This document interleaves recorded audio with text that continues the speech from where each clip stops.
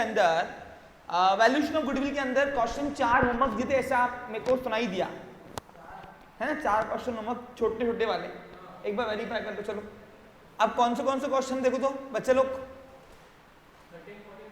13, 14, 15, 18। 13 number का answer क्या आया? 2 है। एज पर सुपर प्रॉफिट मतलब कितना है आंसर? 26।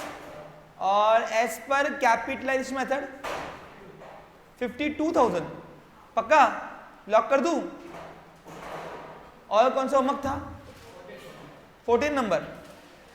हाँ 14 नंबर का एग्जाम्पल देखो, इसमें आंसर क्या आया? समझा के दिया होगा ना कल मैंने, 15,120। अब समझा के देने के बाद नहीं आया अगर तो छोड़ देना पढ़ाई। हाँ नेक्स्ट 15 नंबर क्या आया बोलो? 80,000 रुपीज आंसर आया भाई। चलो नील करो। अभी लाइन वाइज चलेंगे हम अगर तो एग्जाम्पल नंबर 19 का बी नंबर रहा हुआ है। चलो कर लेते, कोई इशू नहीं, रिकॉर्डिंग चालू है। चलो हाँ अब बच्चे लोग क्वेश्चन में 19 का बी है ना, एक बार चेक कर लेते क्या क्या दिया, क्या उसने पूछा नहीं क्या बोल रहा हुआ आखिर। हाँ देखो, अरे कुछ नहीं दिया है, वैरायटी वैरायटी कुछ नहीं होती, न्यू वैरायटी, सब मन का भ्रम है कि नहीं? एक बार बेस समझ में आ गया ना तो वही होता सब कुछ। हाँ क्वेश्चन नंबर कौन सा है? 19 का बी। अब बी नंबर में क्या एग्जैक्टली इशू है? कैपिटल तो दिया है उसने, बैलेंस शीट क्यों दिया उसने? हाँ बस बैलेंस शीट में से कैपिटल लेना है भाई। चलो कोई बात नहीं, देख लेते इसको भी। क्वेश्चन नंबर 19 का बी, अरे वही होता, कितना है कैपिटल? नीचे दिया है कैपिटल, नहीं दिया ना?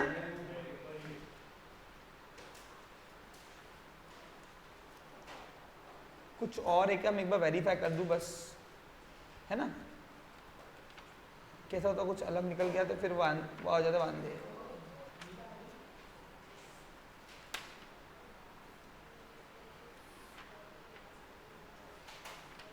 ठीक है इसको फिलहाल पेंडिंग को, बाकी आगे बढ़ो।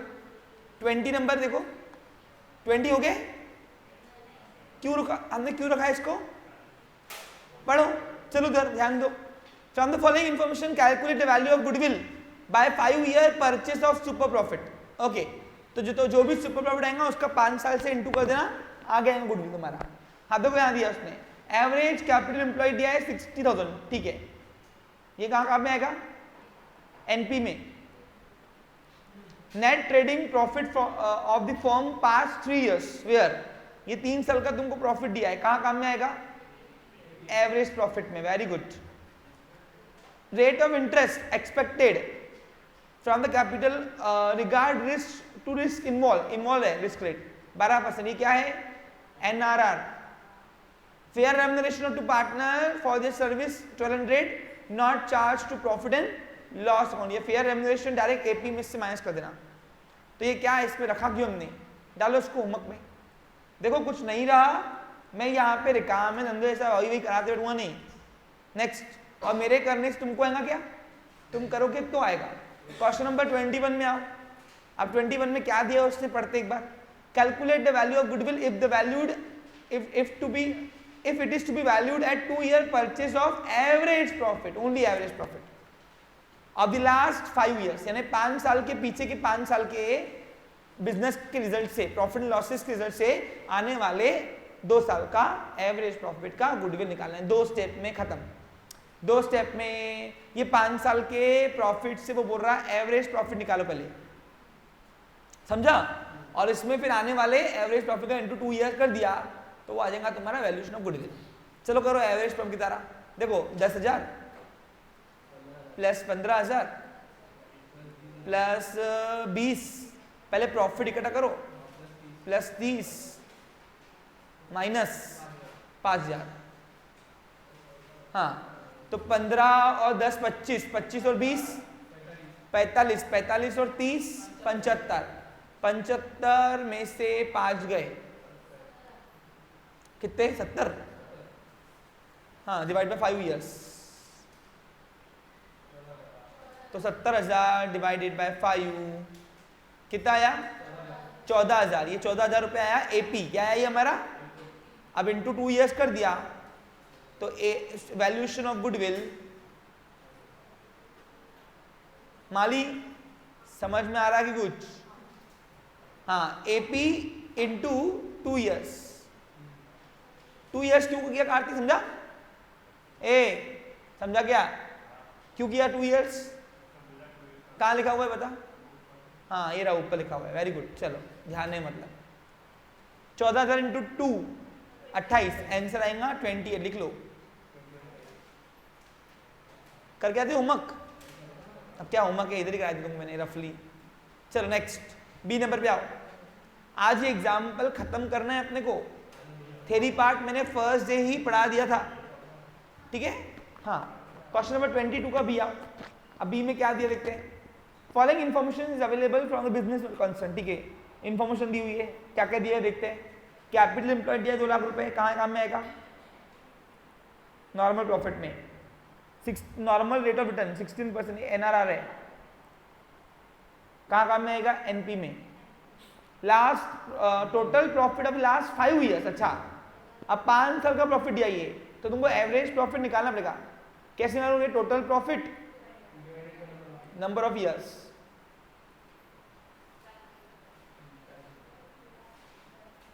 तो एवरेज प्रॉफिट आएगा 40।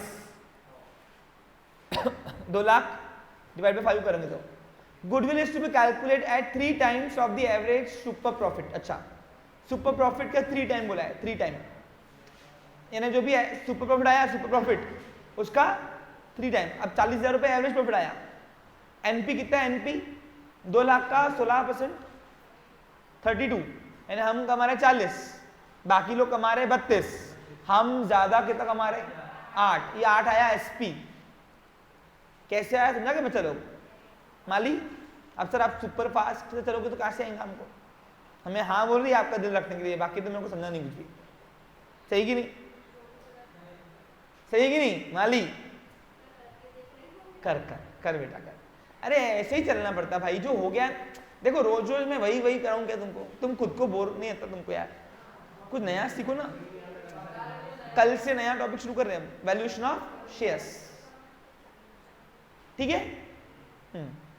अब आगे कुछ लगेगा मुझे तो इसमें हम नया कुछ वैरायटी आ सकता है, एक आधा वीडियो आपको। माली कहां से है ना? अभी देख, 5 साल का 2 लाख रुपए प्रॉफिट है, तो 2 लाख रुपए डिवाइडेड बाय 5 ईयर किया तो कितना आएगा? 40। ये क्या है हमारा? एपी। हम कमा रहे साल का 40, बाकी लोग कितना कमा रहे हैं? एनपी निकाल। अब एनपी है कैपिटल 2 लाख, 2 लाख का 16%,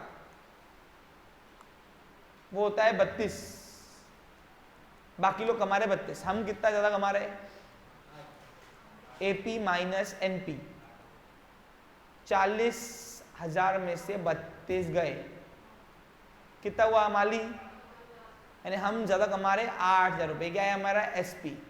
अब जो बोल रहा है वो एसपी जो आया ना, एसपी बेटा, उसका 3 टाइम्स, यानी 8,000 इंटू 3 टाइम्स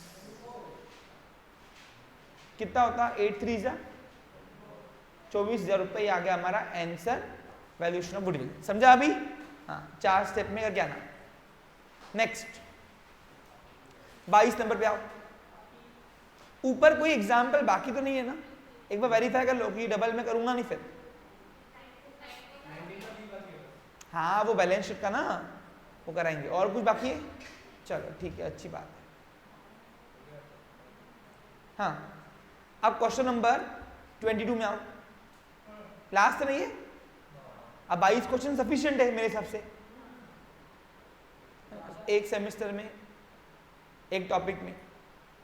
हाँ, है ना। गुडविल लिक्विडेशन कितने लिए थे अपन ने?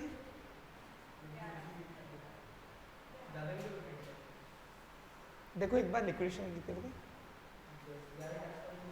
ठीक है, उसके ले लेंगे टाइम मिला तो। ठीक है, कुछ नया उसमें कुछ नया नहीं था एक्चुअली, वैरायटी जो थी वो टोटली मैंने कवर तो की हुई है, बट स्टिल अपन एक आधा कुछ मिलता है वैरायटी ले लेंगे लिक्विडेशन में। ठीक है, चलो अब इधर आओ, 22 नंबर का ए नंबर देख लेते, पढ़ लेते हैं। From the following information calculate the value of goodwill established by super profit method. ठीक है, सुपर प्रॉफिट से निकालना, ये बात तो फिक्स हो गई ऊपर। Average capital invest in business 6 lakh, ये कहां काम में आएगा? अरे एवरेज कैपिटल एम्प्लॉयड कहां लगेगा? एनपी में। Trading profit of the firm past 3 years, 3 साल का प्रॉफिट का काम में आएगा एवरेज प्रॉफिट में। ठीक है, the rate of interest expected from the capital having regard to the risk involve 12% है एनआरआर। फेयर रेम्युनरेशन पार्टनर 12,000 रुपए, ये काम में आएगा एपी में से माइनस। ठीक है, कर क्या था इसको भी होमवर्क? हाँ, इसमें कितना दिया मालूम नहीं, तो जो सुपर प्रॉफिट आया उसको लिखना वैल्यूएशन ऑफ गुडविल, खत्म विषय।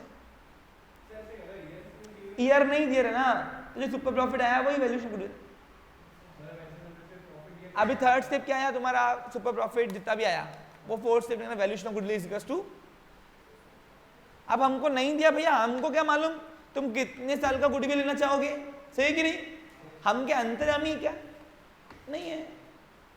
ठीक है, अब उसमें गीता गायत्री उसमें जो तूने बुक लाया था उसमें देखा तूने कुछ?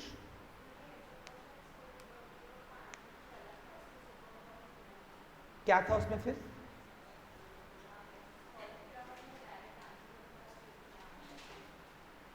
जो सुपर प्रॉफिट आया था वो नहीं आया था, ऐसा मानना है तुम्हारा? एक ऐसा क्वेश्चन है क्या बुकलेट? नहीं है, सेंड किया? दूसरा लाया?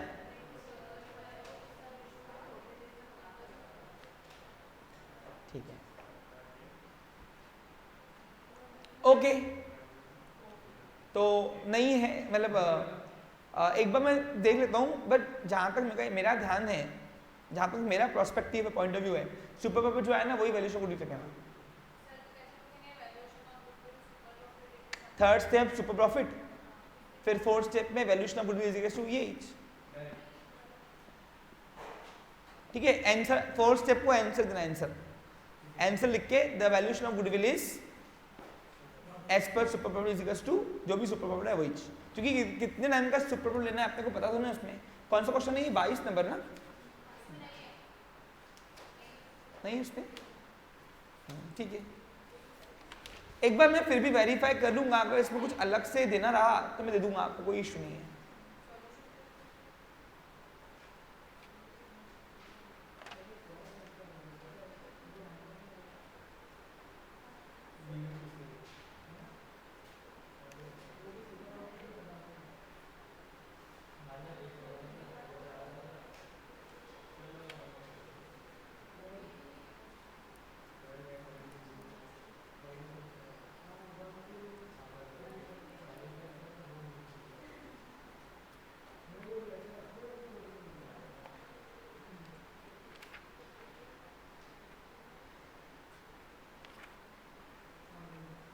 ठीक है स्टूडेंट्स, समझ में आया आपको अच्छे से? कोई डाउट नहीं इसमें? ठीक है, आगे आओ, नीचे बी नंबर पे आओ। The capital of the company is ₹4 lakh and the profit of the firm profit for the last 4 years are 32,500। तो ये 4 साल का प्रॉफिट है। ये क्या? ये 4 साल का, देखो 35,000, 36 एंड 39, ये 4 साल का प्रॉफिट है। ये एपी में काम में आएगा respectively. The reasonable return on the capital is employed is 12%। ये क्या है? NRR. Calculate the value of goodwill established under the super profit method. वही है यहाँ पे भी, जो सुपर प्रॉफिट आया वही वैल्यूएशन ऑफ गुडविल कहना। ठीक है, क्लियर? 4 मार्क का आता है ऐसे एग्जाम्पल ये। तो जो एसपी आया वही तुम्हारा वैल्यूएशन ऑफ गुडविल का कहना। Clear picture? सॉरी माइनस में तो लिखना there is no goodwill of the firm.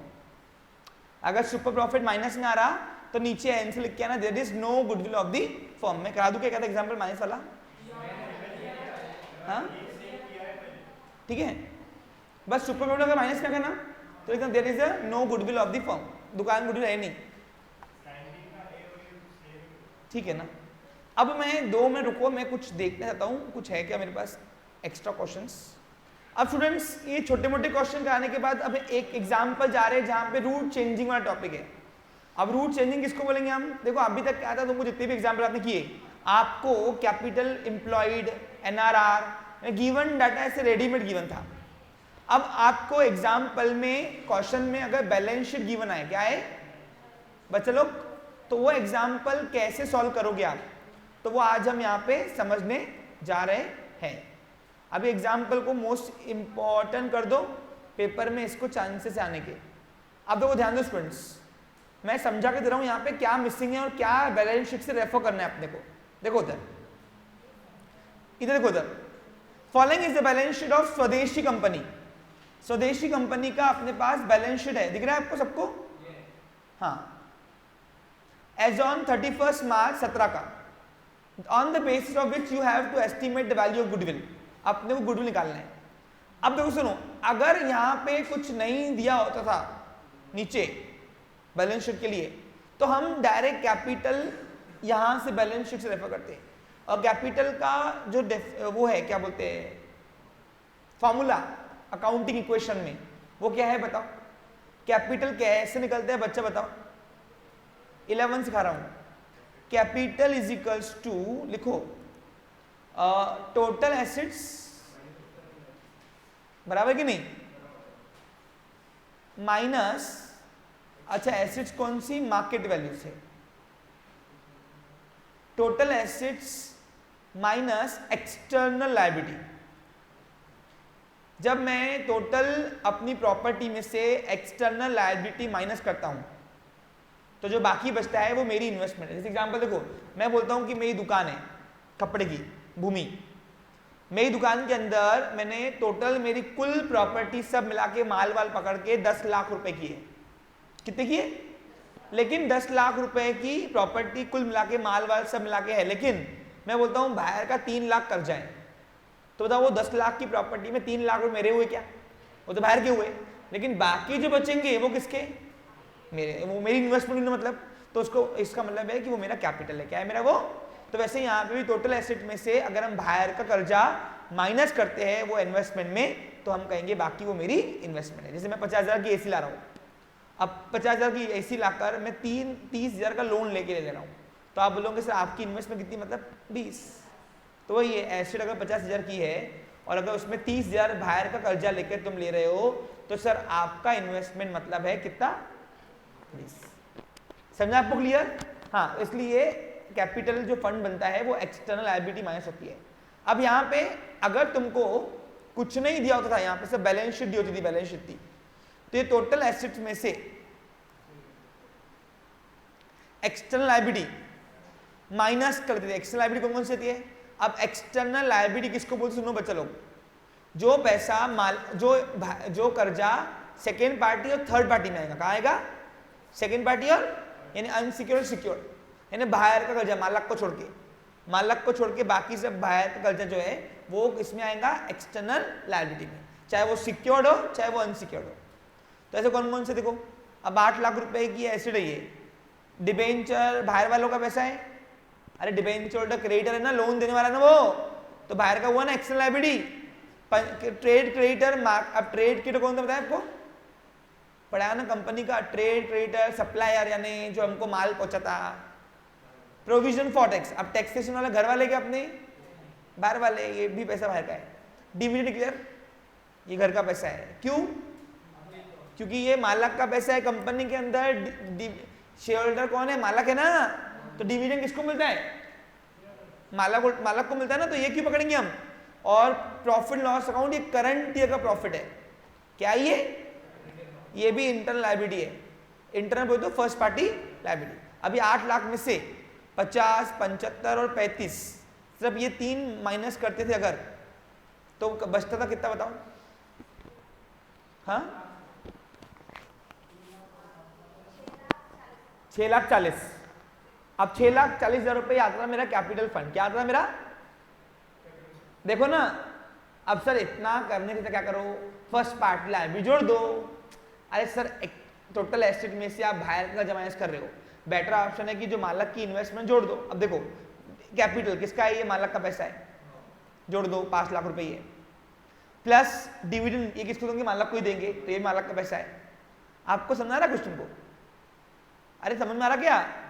नहीं आ रहा?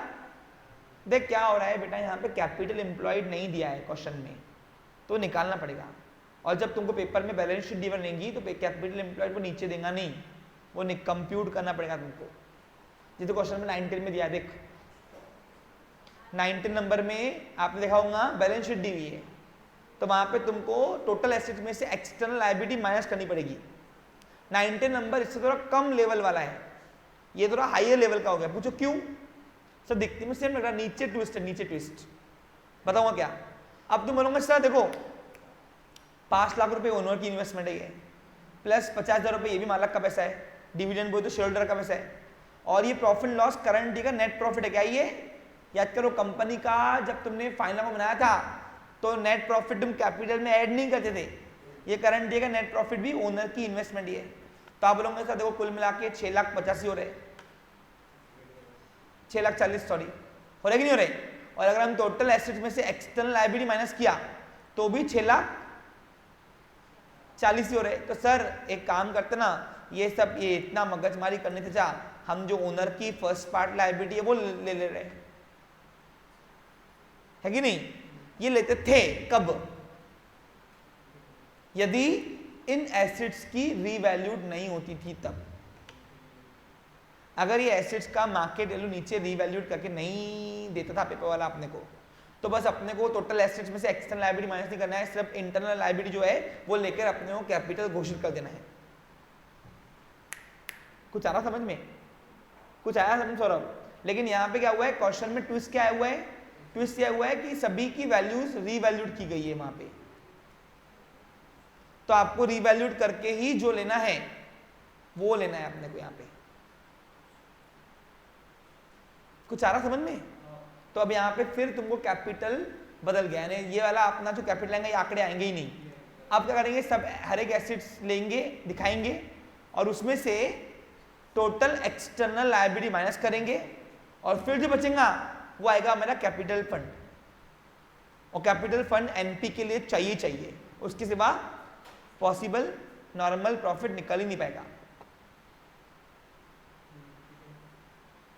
किसको समझ में नहीं आया करो? सर समझ में नहीं आया, लेकिन करोगे तो शायद समझ में आए।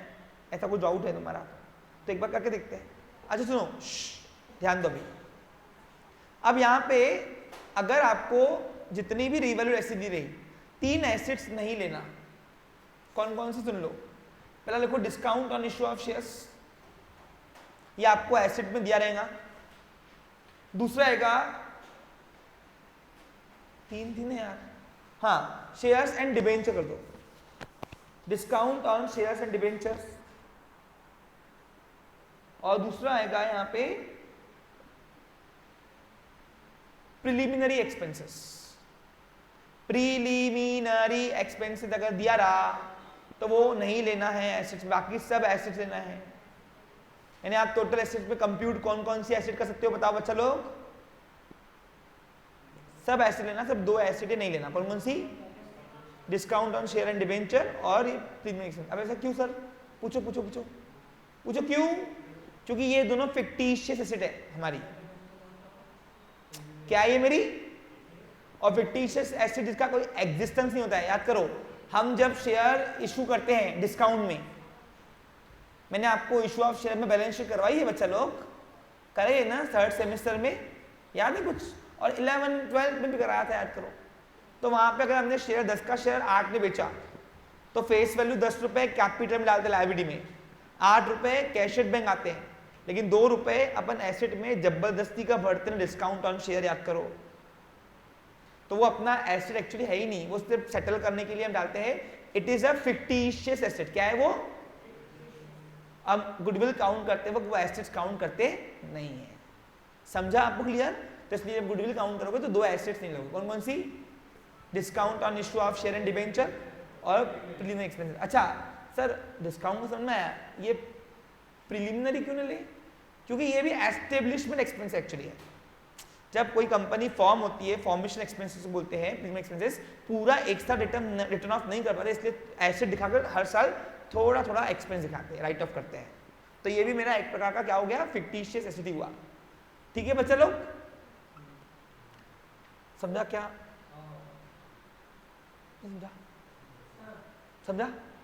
हाँ ठीक है। अब यहाँ पे तो अभी क्या करेंगे, अब ये मगजमारी क्या करनी है बताओ?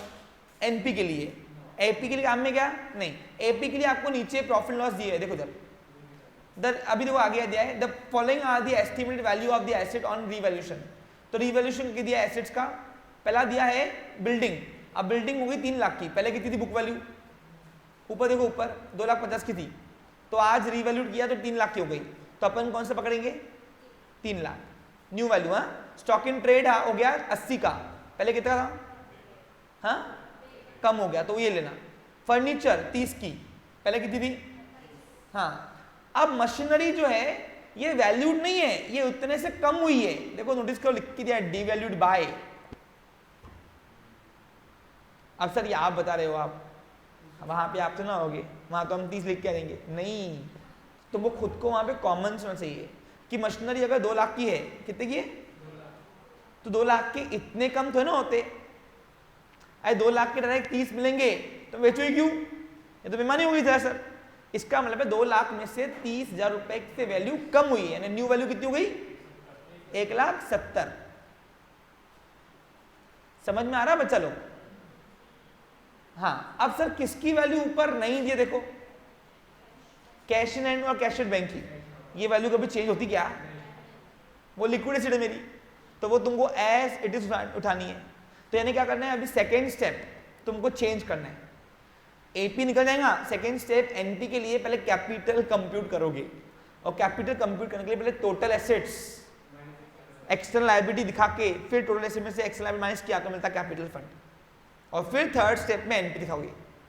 कोई इमेजिनेशन कर पा रहे हो मेरी बात? चलो करेंगे, डोंट वरी, आगे देखते हैं क्या बताओ। The goodwill is to be valued at 3 times of average super profit. Super profit निकालना है भाई, और सुपर प्रॉफिट के लिए नॉर्मल प्रॉफिट चाहिए, बराबर है कि नहीं? चलो मानते हो कि नहीं? हाँ तो यहाँ पे 3 साल का अपने को सुपर प्रॉफिट चाहिए 3 टाइम्स, ठीक है? तो जो एसपी आया उसका 3 टाइम करना है, लेकिन उसके लिए एवरेज प्रॉफिट के लिए लास्ट 5 ईयर का तुमको प्रॉफिट लॉस दिया हुआ है। देखो प्रॉफिट लॉस दिया हुआ है कि नहीं? देखो 5 साल का नीचे 1 2 3 4 5 दिख रहा बेटा? ये 5 साल के प्रॉफिट से वो क्या बोल रहा बच्चा लोग? क्या बोल रहा? बोलना। हाँ गुडविल निकालना है, ठीक है? तो पहले ये कहाँ काम में आएगा बताओ? एवरेज प्रॉफिट में। ओके अब उसने आगे दिया है reasonable rate of return on the capital invested is 12%। ये क्या है? एनआरआर। तो ये एग्जांपल करा दूं मैं आपको अभी? चलो कैसे करना है एक बार देख लो। सबसे पहले यहां लिखो ऊपर, किसका बुक है? इन द बुक ऑफ, किसका है? देखो बच्चा लोग, स्वदेशी ना?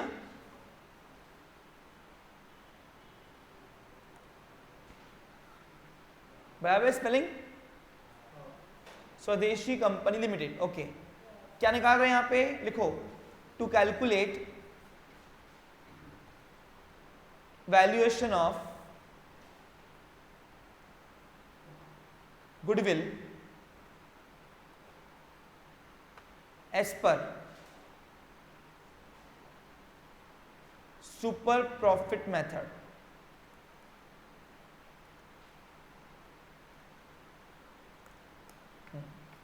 पहला स्टेप निकालना है, स्टेप 1 क्या आएगा? हाँ एवरेज प्रॉफिट निकालो। अब एवरेज प्रॉफिट का फॉर्मूला क्या आएगा? Average profit is equals to all year profit minus all year losses divided by total number of years. तो लॉसेस है क्या अपने पास? नहीं, तो फिर देखो क्या करना है।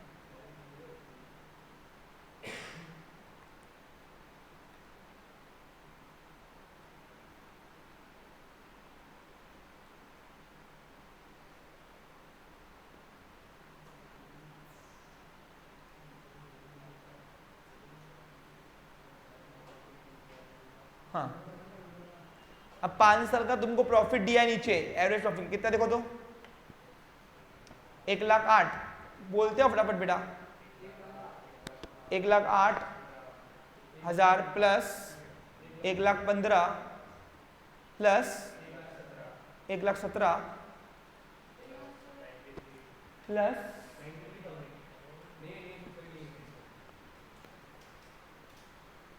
93 ना, प्लस 67 डिवाइडेड बाय 5 ईयर्स ना, तो ये आएगा 5 लाख पूरा डिवाइडेड बाय 5।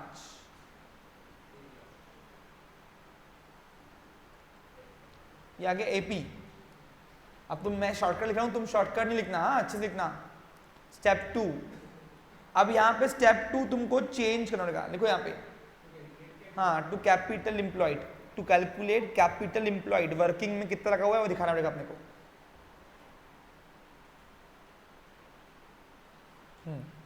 अब सबसे पहले यहाँ पे कैपिटल एम्प्लॉयड के लिए यहाँ पे 1 नंबर दो, यहाँ पे टोटल एसेट दिखाएंगे पहले। टोटल एसेट्स में सारी एसेट लोगे, लेकिन 2 एसेट्स नहीं लोगे। वैसे 3 थी यार मेरी गिनती में, पता नहीं 2 कहाँ से आ गया, एक याद नहीं आ रहा है। 2 ही थी कि 3 थी? 2 है, ठीक है। वो मैंने discount on share and discount on debenture अलग पकड़ा होगा, इसलिए शायद 3 में वो दिमाग में आ रही है। 2 एसेट नहीं लेना, ठीक है। चलो, पेपर वाला अगर तुमको 2 एसेट देगा तो इग्नोर इट। बिल्डिंग, अब बिल्डिंग की न्यू वैल्यू लेनी है, न्यू वैल्यू कितनी है? स्टॉक यहां दिखाओ, रीवैल्यूड किया हुआ है, कितना स्टॉक बता रहे हैं? 80 ना, और क्या है ये सेम दिखा दे रहना यहाँ पे। हाँ, फर्नीचर कितने का हो गया न्यू वैल्यू? न्यू वैल्यू नीचे लिख के दिया तुमको क्वेश्चन में 30। और कौन सा है देखो? हाँ, मशीनरी है, ओके बस चलो ठीक है। कितनी है मशीनरी? 1,70,000, 30,000 से कम हुई है वो, कम। न्यू वैल्यू लिखी नहीं उसने, डी वैल्यूड बाय, देखो लिखा हुआ डी वैल्यूड, 30,000 से कम हुई है वो, तो अपने को न्यू वैल्यू रीवैल्यूड निकालनी पड़ेगी। यानी इसका मतलब क्या है, सभी की उसने रिव्यू दिया है, लेकिन मशीनरी के ऊपर से खेला है तुम्हारे साथ, उसको खेलने देना नहीं। समझा क्या? हाँ, आगे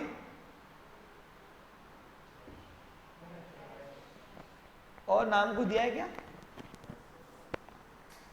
अरे और कौन से ऐसे से ऊपर से लेना है? कैश है, कैश इन हैंड कितना है? चलो 75। और कैश एट बैंक, देखो और एक एसेट है जो अपन नहीं ली हुई ऊपर से। हाँ, अरे टोटल एसेट लोगे ना, सब जो न्यू वैल्यू दी है वो नीचे ना, बाकी जिसकी वैल्यू नहीं दी हुई है वो ऊपर एसेट से लोगे नहीं क्या? अरे जो बुक वैल्यू है वो बुक वैल्यू है, जो मार्केट वैल्यू मार्केट लेना है अपने को। एक एसेट और छोड़िए अपन ने ऊपर जान मुझके, उसने पेपर वाले ने ये bill receivable, actually account receivable यानी क्या होता है? बिल रिसीवेबल्स, और ये जनरली चेंज नहीं होते हैं क्योंकि बिल के पैसे डूबते नहीं है। डेटर होता था तो होते थे चेंज। डेटर और अकाउंट रिसीवेबल फर्क है। अकाउंट रिसीवेबल होते बिल रिसीवेबल्स। फास्ट हो रहा है क्या? कितना है बताओ?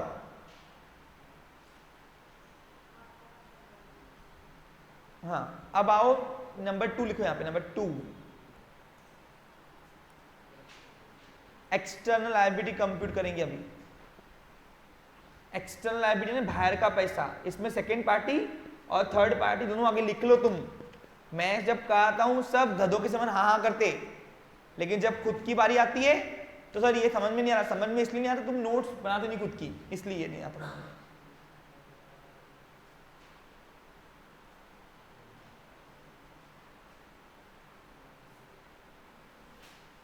अब एक्सटर्नल लायबिलिटी कितनी है बच्चा लोग देखो तो, कौन कौन से लेना है? बाहर का कर्जा कंपनी कौन सा है? पहला डिबेंचर्स, कितना है?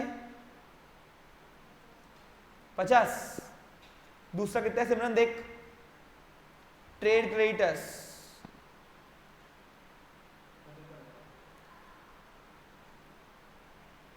75। Next provision for taxation.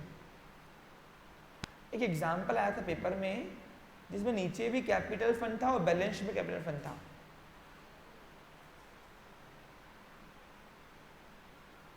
तो वो वाला एग्जाम्पल में कराना है यार तुमको, क्योंकि आ सकता है वो तुम्हारा। ठीक है, वो बीच में कराया चलेगा क्या तुमको? है ना? अभी हम रुकते नहीं उसके लिए, क्योंकि देखो उसके रुक जाएंगे ना तो रह जाएगा आपका टॉपिक फिर क्वेश्चन। कितना हुआ? 1,60,000। हाँ, ये हो गए टोटल एक्सटर्नल लायबिलिटी। अब बताओ, अब कैपिटल एम्प्लॉयड कैसे निकालोगे? अपनी टोटल एसेट में से बाहर का कर्जा माइनस किया, बाकी मेरी इन्वेस्टमेंट। आज दुकान चला रहे अपन सिमरन, देख मैं बोलता मैंने ट्यूशन क्लास बनाया, मेरे को लग गए 50 लाख, लेकिन मेरे को 20 लाख रुपए बाहर से लिए हुए मैंने, तो बताओ मेरी इन्वेस्टमेंट कितनी? टोटल 50 लाख, 30 मेरे बाकी, तो वही हो गया यहाँ पे 30 यहाँ पे मेरे हुए, यहाँ पे समझा? यहाँ भी वही है कि टोटल एसेट में से जो बाहर का कर्जा है माइनस कर दो, बाकी वो ओनर की इन्वेस्टमेंट। हाँ, अब यहाँ पे लिखो capital employed is equals to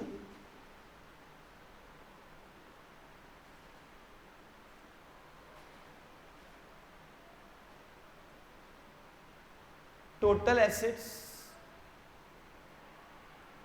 minus external liability.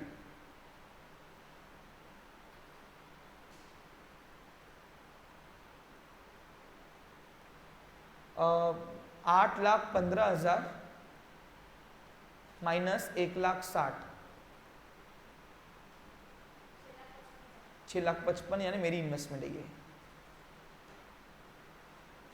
बस अब इजी है, यही नया था और कुछ नहीं है।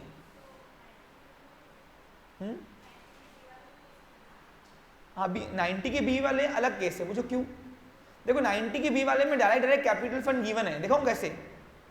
देखो तुम अगर 19 से बी वाले में कंपेयर करो तो गलत हो जाती है। क्यों पूछो? आपको डायरेक्ट एकदम क्या करना है, टोटल एसेट्स में से एक्सटर्नल लायबिलिटी माइनस करो। अब एक्सटर्नल लायबिलिटी दो ही है,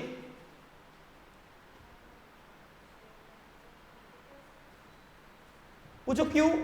सर इधर इतना कॉम्प्लेक्स क्यों, इधर कॉम्प्लेक्स क्यों नहीं? 19 का बी अगर मैं कराऊंगा ना तो क्या कहूंगा, total asset is equal to 2,90,000, ये आपकी टोटल एसेट्स है। एक्सटर्नल लायबिलिटी इसको दिखा दूंगा कंप्यूट करके। पूछो क्यों? यहां पे एक एक एसेट क्यों नहीं लेना है? क्योंकि वो रीवैल्यूड नहीं हुई है नीचे। अगर यहां भी रीवैल्यूड नहीं होती थी तो मैं यहां पे एक ही वर्ड करा, टोटल एसेट 8 लाख रुपए। लेकिन यहां पे क्या है, ये थोड़ा इजी एग्जांपल है उससे, ठीक है? और नहीं और इतना नहीं समझ में आ रहा तो क्या करोगे, capital employed is equals to, सुनो इसमें दूसरा ऑप्शन भी तुम्हारे पास, share capital plus general reserve आएगा, वही करके देखो।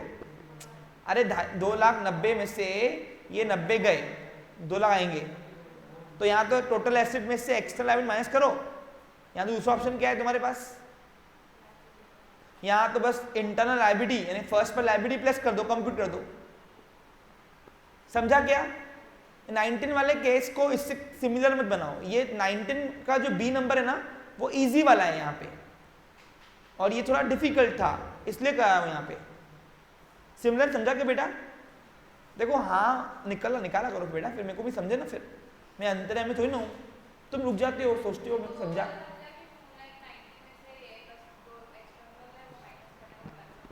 हाँ चलेगा, वो भी चलेगा। चलो टू कैलकुलेट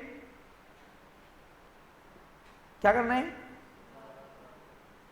नॉर्मल प्रॉफिट। अब नॉर्मल प्रॉफिट का फॉर्मूला आएगा, normal profit is equals two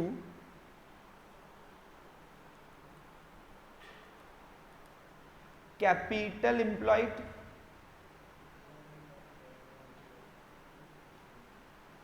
divided by 100 ना इंटू NRR। अब कैपिटल एम्प्लॉयड निकाल के दिया हूं, कितना है 6,55,000 डिवाइडेड बाय 100 इंटू NRR कितना है 12%। पहले मल्टीप्लाई करो फिर 100 से इंटू करना, पहले मल्टीप्लाई करो कितना रहा देखो तो। अब स्टेप बाय स्टेप करो ना, पहले बताओ 6,55,000 इंटू 12 करो, 78,60,000 डिवाइडेड बाय 100, 70,600 78,600 रुपीज। ये आ गया तुम्हारा NP। हम कितना कमा रहे साल का? हम कमा रहे हैं 1 लाख। बाकी लोग कितना कमा रहे हैं? 78,600। तो हम ज्यादा कितना कमा रहे हैं? अब अभी कुछ ना नया नहीं है, बस अभी सेम है। टू कैलकुलेट, थोड़ा फास्ट चलू क्या? शॉर्टकट लू, शॉर्टकट SP। अब SP का फॉर्मूला आएगा AP माइनस NP। तुम लोग शॉर्टकट नहीं लिखना, बता रहा मैं क्लियर। ये मैं अभी तुमको सेशन फास्ट चलाने के चक्कर में हूं, इसलिए मैं फास्ट कर रहा हूं। कितना? 21,400। ये आ गया SP। और स्टेप 4 कितना टाइम बोल रहा है वो? 3 टाइम्स। तो देखो यहाँ पे to calculate valuation of goodwill as per 3 times है ना, टाइम्स ऑफ सुपर प्रॉफिट। तो वैल्यूएशन ऑफ गुडविल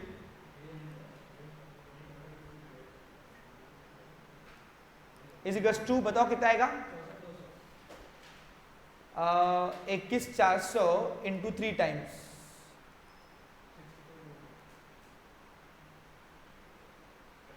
64,200। अच्छा यहाँ पे दिखाना SP इंटू 3 टाइम, पहले दिखाना पड़ता है, मालूम है ना आपको?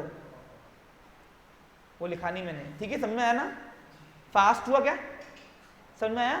हाँ, अब देखो तुमको 19 का B नंबर होमवर्क दे रहा हूं, उसमें करके कैसे आओगे? 19 के B में भी देखो करना वही है, सुपर प्रॉफिट 2 टाइम्स करना है, 2 टाइम्स। ये देखो ये 3 साल के प्रॉफिट तो आपके काम में आएंगे AP में। सब यहाँ पे कैपिटल फंड मिसिंग है, तो कैपिटल फंड कैसे होंगे? Total asset minus external liability. अब यहाँ पे टोटल एसेट के लिए जब स्टेप 2 बनाओगे आप, उसमें टोटल एसेट में सारी एसेट दिखाने की जरूरत, बस वहां लिख देना। देखो कैसे, मैं स्टेप 2 बता रहा हूं, सब स्टेप 2। स्टेप 2 आप जब परफॉर्म करोगे ना ऐसा, to calculate capital employed,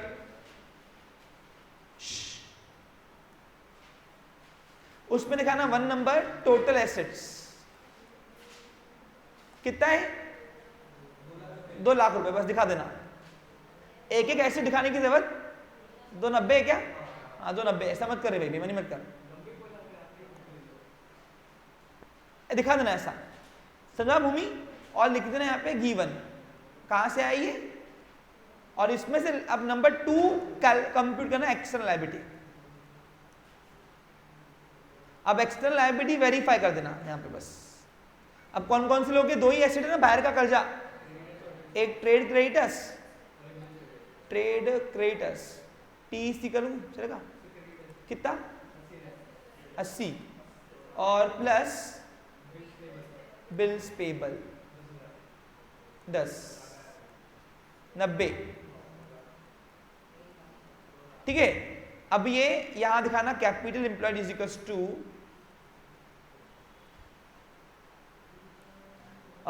total assets minus external liability, 2,90,000 minus 90 कितना आएगा? बस बाकी सेम है, आप ये करके आओ। मूनलाइट में भी कोई डिफरेंस नहीं है, सेम एग्जांपल वो भी आप करके आओ। तभी हाई लेवल ये था इसलिए ये कराया ना। अब जो मैंने आपको दूसरा क्वेश्चन का मूनलाइट वाला, उसमें भी सेम सिमिलर क्वेश्चन है, अभी टाइम नहीं है मेरे पास डिस्कस करने का, आप घर पे ट्राई करो, कल मैं डिस्कस कर दे दूंगा आपको, ठीक है, चलेगा। मैंने एक क्वेश्चन आपके लिए रखा है मूनलाइट वाला, आप वो घर पे एक बार ट्राई करो, चलेगा। देखो मेरे करने से तुमको नहीं आएगा, तुम करोगे तो आएगा। चलिए इसी के साथ मेरा आज का सेशन भी समाप्त है, कल फिर मिलेंगे same time, have a nice day, take care. अच्छा मेरे करने से तुमको नहीं आएगा, तुम करोगे तो आएगा, और ट्राई करो, नहीं आया तो कांटेक्ट करो मुझसे।